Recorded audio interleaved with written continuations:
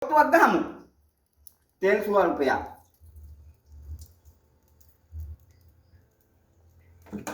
තෙල් ටික කර වෙනකම් පොඩ්ඩක් ඉන්න.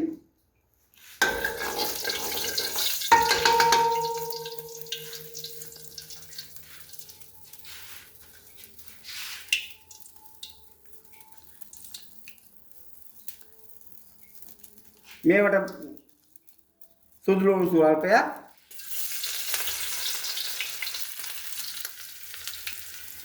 සුදු ලුණු ස්වල්පයක්.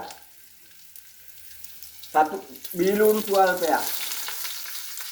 ඉඟුරු ස්වල්පයක්. ඒ ටික දාගත්තා.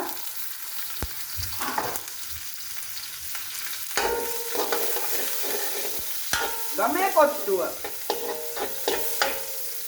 5යි. ඒකට බිත්තර 5යි. මේවට සූප් එක මොකුත් නෑ. ගමේ කොට්ටුව. බිත්තර 5යි.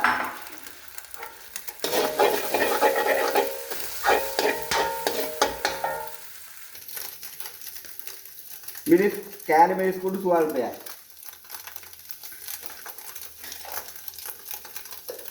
ගම්බිස් කුඩු ස්වල්පයයි.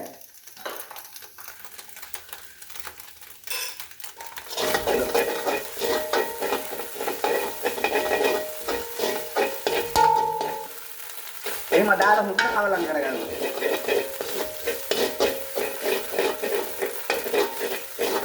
මෙන්න කොත්තු පැකට් එක. ඒකෙන් භාගයයි.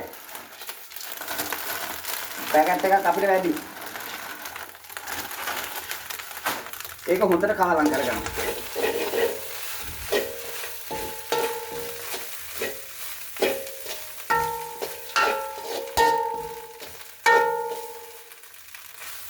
මෙන්න ලියාගත්ත කැරට්.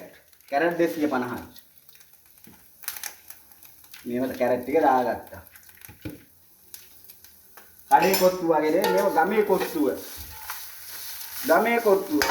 ලියාගත්ත ලුණු කොළ ටික. නයි මිරිසුයි ස්වල්පයක් නයි මිරිස් දාලා මේකට තියෙන්නේ ගෝව කොළ ටික. ප්ලීස් ටික. දාලා කවලම් කරගත්තා. මෙන්න ගත්ත චිකන් එක. චිකන් හොදි චිකන් උයි. ඒක දැම්මා.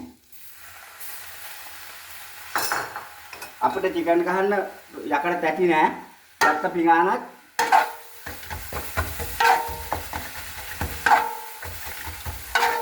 ගමේ කොත්තුව.